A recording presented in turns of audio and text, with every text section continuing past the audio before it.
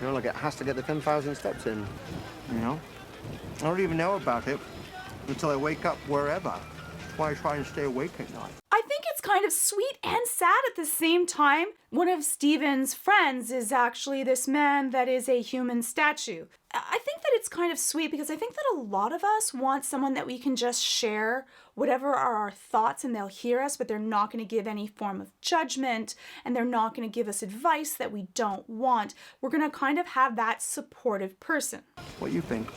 Nah, you're right. I mean, I guess there are stranger things that people do, but no.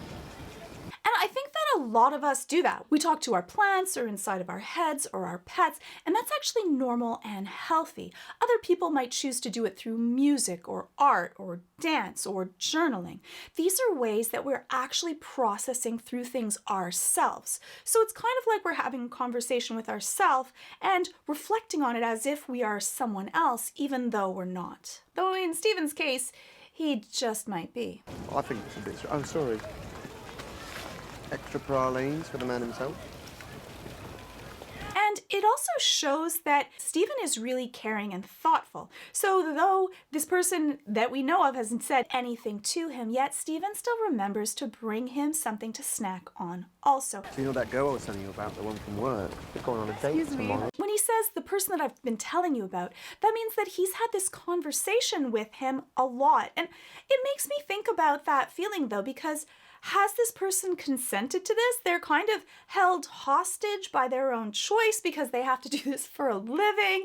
And so because of that, he's going to talk his ear off. And so I don't know how he feels. Maybe this is comforting because it could be very boring just sitting there. Or inside of his head, is he thinking, you know what, you're probably scaring off the people that might be coming to take photos with me or give me a tip because they figure that someone else is already there. Sorry. Could you take a picture of us? Yeah, sure. Thank you. Yeah, we're going on a date. I didn't even ask her. I don't know how it happened. 1, 2, 3. Cheers. Oh, don't forget the tip. Oh, yeah. And you see, Stephen, he caretakes him. He makes sure that people leave a tip, which if you're playing as a statue, many people might not, because you'd have to break character in order to remind them. And a lot of people take advantage of other people. So I do like that Stephen is making sure that people pay for the time and so that he makes his money, because this is how he makes a living. If I am going to have a girlfriend at some point, obviously can't have ankle restraints on my bed, can I? It also makes me wonder, how many people does Stephen actually have that he can share and feel trusting and safe with? So far, most of the interactions have not been really healthy ones. The one with his boss, she kind of is a little bit rough on him, and he's so good at taking it and is really non-confrontational, but it doesn't seem to be a safe or healthy relationship where he can actually share. And then the phone call with his mom. Is that really his mom? Is he talking to anyone at all? Does she even exist?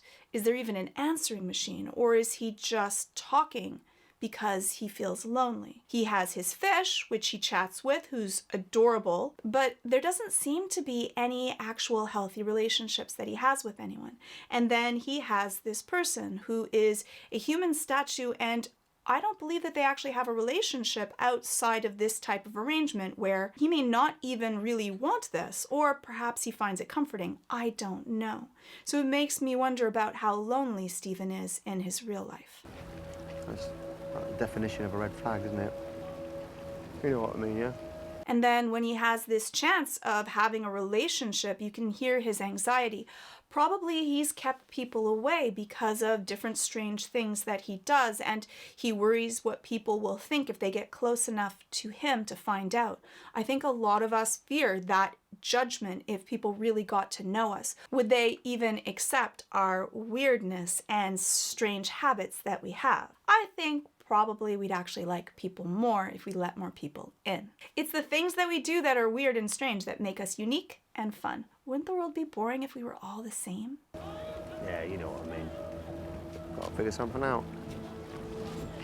I also love how positive Stephen is. He goes through this as it's this conflict that he's going to have to resolve, and he'll figure it out, but he always has this warmth to him, this positive feeling, even when things get tough. All right, I better jog on. Nice catching up.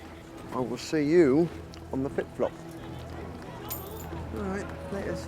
And it's sweet. He even gives him some money for the time that he spent with him also, which is another show of how thoughtful he is. I really wanted to show this scene. One is because I thought it was really cute, but also I think it's demonstrative of how much we really need to have human contact and feel accepted and be able to share our world with someone else. And sometimes we isolate ourselves from the rest of the world because we're so worried that if people really knew who we were, that they would judge us and reject us. And sometimes it's just so much less painful to push people away instead of have them reject us first. We grew up in a tribe where we needed the tribe to survive. One solo human did not do really well. So our brain is constructed to be able to have all of these feedback loops and reinforcement to feel affirmed and validated and part of a group. And we'll take any group over no group. We want to feel that sense of security. And even though now in modern society, we don't even really need it, we are still biologically wired to want that. And if you like this video, you can also check out my Jinx Complete Saga. It's a compilation video of all my Jinx related videos.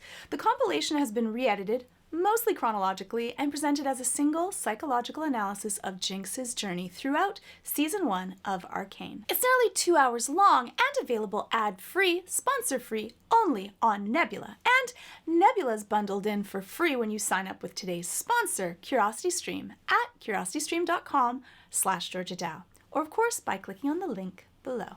And right now, today, because you're watching this video, you can get CuriosityStream for 26% off, less than $15 for the whole year. And that's less than the price of one movie ticket for the whole year. And that includes their thousands of amazing documentaries and series like Curious Minds, Psychology. What are the roots of friendship and what are people like? Are we more different or more the same? What happens with the psychology of a dictator? You can learn all about this and so much more because psychology is all around us. Signing up is the best way to support educational creators directly, and it's the best deal in streaming today. 26% off of CuriosityStream, less than $15 a year, and you get Nebula bundled in for free. Yes, free. Just click on the button on the screen or head on over to curiositystream.com/Georgia Dow. Clicking on that link really does help out my channel, so thank you so much, and thank you to CuriosityStream for sponsoring this video, and thank you for all of your continual support. So hopefully you like this one. I just thought it was a really cute scene and I wanted to go a little bit more in depth. You can tell me what your thoughts are in the comments below. And if you like this video, hit subscribe.